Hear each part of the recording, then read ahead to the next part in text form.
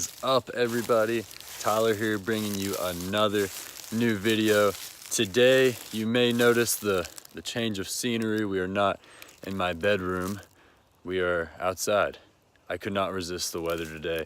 I could not possibly sit in my bedroom and make this video because it is so freaking nice in Willow Springs, North Carolina right now. It's like 70 something probably. I mean, it's t-shirt weather. This is the best ever. I normally use this little like vlog thing for a tripod, and today I'm using it to actually vlog, and I've never done this kind of thing before, and my arm's already starting to get tired, but I'm gonna deal with it. So today, what are we gonna be talking about? Today we're gonna be talking about obedience, and why should we be obedient to God? What's the importance of it? I don't know. I'm gonna tell you.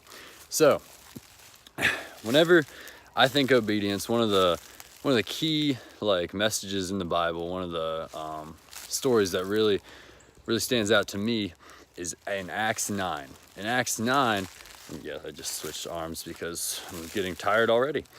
In Acts 9, we are introduced, or not really introduced to him, but we really get to learn a lot more about this dude, Saul. And so previously he's only mentioned a little bit, and he's really just mentioned as a Jewish leader that doesn't believe in Jesus as the Messiah. And if you don't know, that's the basis of what Judaism was whenever Jesus came. Yes, he was a Jew, but he was the Messiah that was proclaimed through Judaism. So because of that, Christianity was born. So Christians are people that believe all that God did and that Jesus came as the promised fulfillment of all that. Jews are that they believe that Jesus was not the Messiah. And so this was what Paul was. Paul was like, yo, this Jesus guy, fake news, big time, big fake. And so he's over here, persecuting Christians. He's like trying to get rid of them, trying to kill them. He's approving of them being killed. He even does that in an earlier chapter when one of the guys gets stoned. And I don't mean pot, I mean dead dunzo. So what does this have to do with anything? So Saul, this is before he turns into Paul. For those of you that don't know, Saul turns into Paul. And Paul is one of the most important characters in the New Testament. He's a dude that wrote, I think it's 21 out of like 27 books in the New Testament. And he's the one that he wrote Romans, he wrote 1st, 2nd Corinthians, he wrote all those that what are considered the epistles. And so he's a very, very important guy, very important character in the Bible. But prior to being Paul and writing to all these people about Jesus, he's a guy that persecutes Christians. And so in Acts 9, we find him on his way to Jerusalem. He's in Damascus, and he's going along this path, and suddenly Jesus reveals himself to Paul.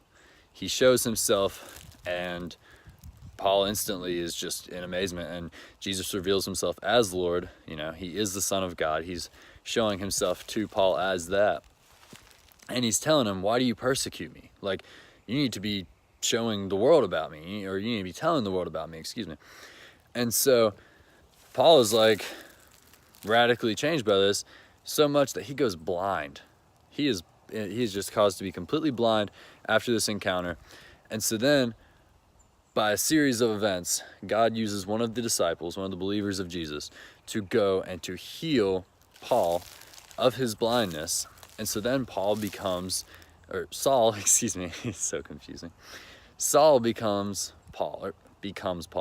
Saul changes his name to Paul. Jesus did not change Saul's name to Paul. That's not in the Bible. He did it in order to get into regions that thought he was going to come in and kill them. You can look that one up. But anyways, yeah, so Saul turns into Paul now, a completely different heart. He just had this heart shift and change. And so he was just radically changed by his encounter with Jesus, so much that he went blind, he got healed, and now he's telling everybody about God. Later on in this chapter, we meet a dude named Aeneas. think it's Aeneas. It's like Aeneas. But he's paralyzed for like the last 8 years. And one of the disciples goes and heals him. And whenever he does, he says, get up and make your bed. And this might remind you of the message that I talked about last week, whenever I talked about the lady that was caught in adultery, and how right after Jesus tells her, go and sin no more.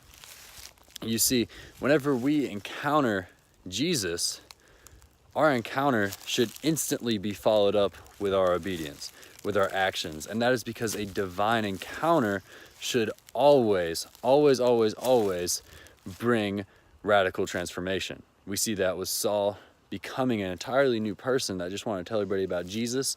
We see that with Aeneas. He encounters God, he's paralyzed, and suddenly he's wanting to go do, he's up. He is making his bed, and he's probably going to go out and tell everybody about Jesus because he just got healed about him, or by him, I mean, technically. A disciple touched him, but God was the one that healed him, obviously. But then we also have the lady in John 8 that we talked about last week, who she's forgiven and probably goes out and proclaims Jesus to everyone as well. And so we have all these awesome stories, and what they're all portraying is that whenever we encounter God, we should be radically changed. He's that good. His grace is that good. So may your life, may my life, may all of our lives, may our actions show our inward transformation from Jesus, and may our obedience show the world who he is.